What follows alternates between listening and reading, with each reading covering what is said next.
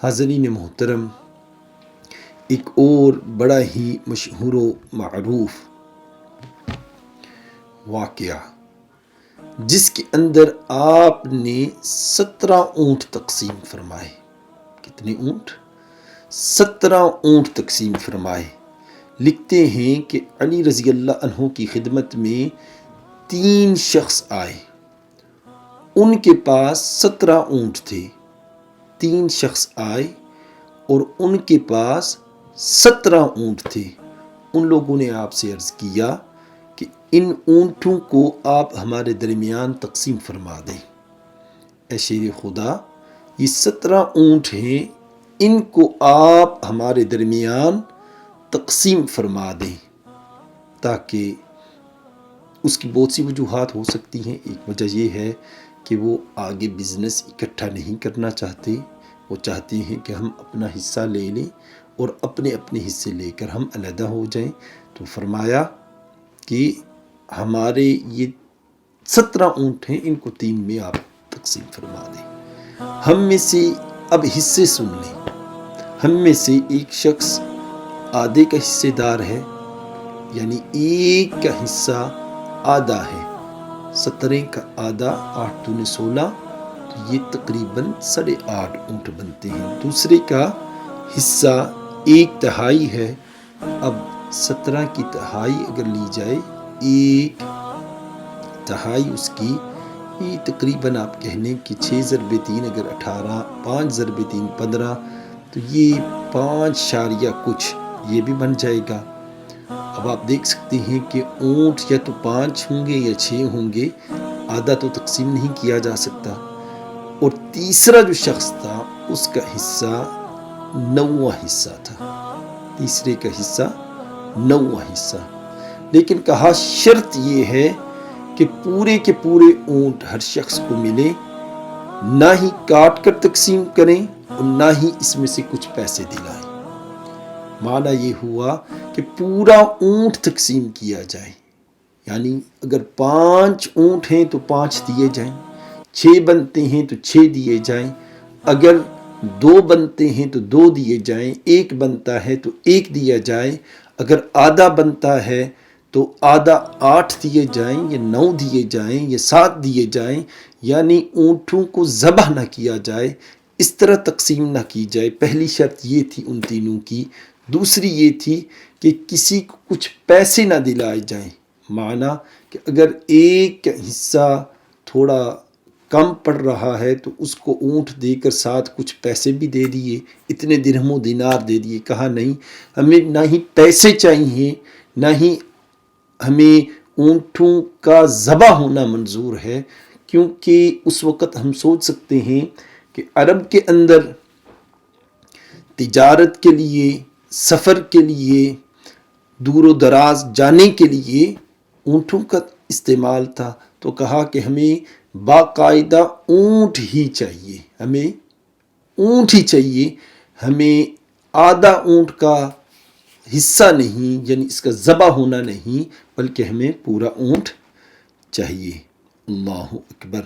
حضور قبلہ علامہ امجدی علیہ الرحمہ اپنی کتاب خلفائے راشدین کی صفحہ نمبر 295 پر یہ واقعہ لکھتے ہوئے ارشاد فرماتے ہیں کہ بڑے بڑے دانشور جو آپ کے پاس اس وقت بیٹھے ہوئے تھے، یعنی علی المرتضیٰ کے پاس جو بھی بڑے بڑے عقل و فہم دانشور وہ بیٹھے ہوئے ہیں، انہوں نے آپس میں کہا کہ یہ کیسے ہو سکتا ہے کہ پورے کے پورے اونٹ ہر شخص کو مل جائیں، کیونکہ ہر شخص کو پورے کا پورا اونٹ مل جائے یہ ممکن نہیں تھا، کیونکہ ایک کا 17 میں سے آدھا حصہ ہے، ایک کا 17 میں سے 1/3 حصہ ہے، ایک کا 17 میں سے 9واں حصہ ہے۔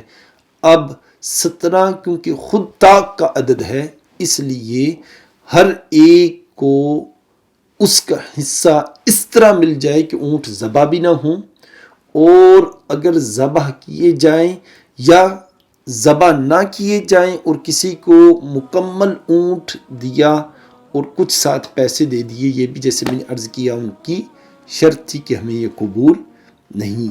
تو جتنے بھی دانشور ساتھ بیٹھے ہوئے ہیں وہ یہ سوچ میں پڑ گئے کہ اس طرح کرنا ممکن نہیں. یہ کیسے ہو سکتا ہے کہ پورے کے پورے اونٹ ہر شخص کو ملیں اور وہ کاٹے نہ جائیں، نہ کسی سے کچھ پیسے دلائے جائیں. اس لیے کہ جو شخص آدھے کا حصہ دار ہے اسے 17 میں سے 8.5 ملے گا. جو شخص تہائی کا حصہ دار ہے اس کو 5.75 یعنی 5.75 5.75 اونٹ پائے گا.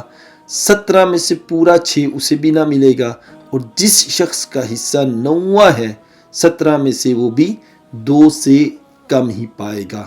تو 1 2 بلکہ 3 تک اونٹ ذبح کیے بغیر 17 اونٹوں کی تقسیم کاری ممکن نہیں.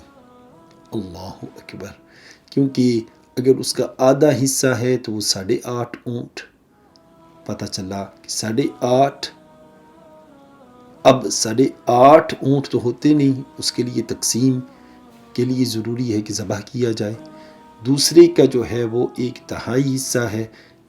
یہاں سے پتہ چلا کہ اس کے 5.75 اور اس کے لیے بھی ظاہری بات ہے ذبح کرنا پڑے گا.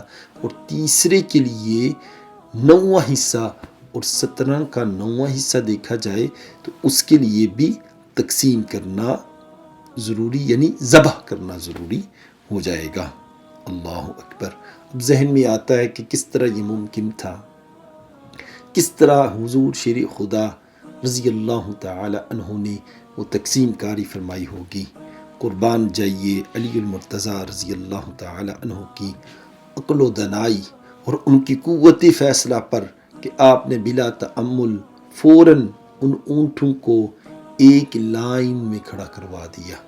کیا فرمایا؟ کہا کہ یہ 17 کے 17 اونٹ ایک لائن میں کھڑے کر دیے جائیں. جب وہ 17 کے 17 ایک لائن میں کھڑے ہو گئے تو پھر آپ نے اپنے خادم سے فرمایا کہ ہمارا ایک اونٹ بھی اسی لائن کے آخر میں لا کر کھڑا کر دو. یعنی 17 اونٹ جو ان کے تھے اس کو ایک لائن میں کھڑا کیا اور اس کے بعد کہا کہ یہ جو میرا اونٹ ہے اس کو بھی ان کے ساتھ کھڑا کر دو. اللہ اکبر. اب آگے کیا ہے؟ فرمایا جب آپ کے اونٹ کو ملا کر کل 18 اونٹ ہو گئے. اب کل 17 جمع 1 18 اونٹ ہو گئے. تو جس شخص کا آدھا حصہ تھا اب 18 کا آدھا کیا بنا 9، اس کو 9 اونٹ دے دیے. جس کا 1/3 حصہ تھا اس کو اس میں سے 6 ضرب 3 اس کو 6 اونٹ دے دیے. اب 9 پہلے کو دیے، 6 دوسرے کو دیے، 9 اور جمع 6 یہ 15 ہو گئے. اب جس شخص کا تیسرا حصہ تھا یعنی وہ 9واں حصہ، تیسرا شخص اس کا 9واں حصہ تھا. اب 18 کو جب ہم 9 پر تقسیم کرتے ہیں تو یہ 2 بنتا ہے، اس کو 2 اونٹ دے دیے. اس طرح 15 جمع 2 یہ 17 اونٹ.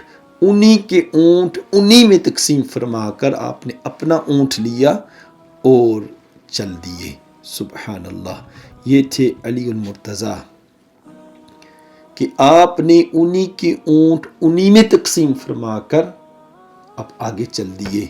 تو پتہ چلا کہ آپ کا علم، آپ کی دانش، آپ کی حکمت و فراست، آپ کی سوچ، آپ کو اللہ تعالیٰ کی طرف سے جو فہم و فراست تھی وہ کسی اور کو اس وقت حاصل نہ تھی.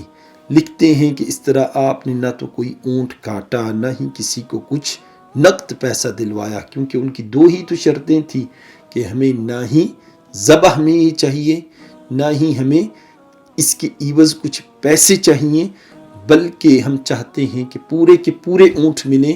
ان کو پورے کے پورے اونٹ مل گئے، ذبح بھی نہ ہوئے، اور اگر کم تھے جو کہ کم بھی نہ ہوئے، جس کے بارے میں انہوں نے شرط رکھی تھی کہ ہمیں پیسے بھی اس کی عوض نہیں چاہیے، وہ بھی شرط پوری ہو گئی کہ نہ ہی اونٹ کو ذبح کرنا پڑا نہ ہی کسی کا حصہ کم پڑا، کیونکہ جس کا حصہ آدھا تھا اس کو 9 دے دیے، جس کا حصہ 1/3 تھا اس کو 6 دے دیے، جس کا حصہ 9واں تھا اس کو 2 دے دیے.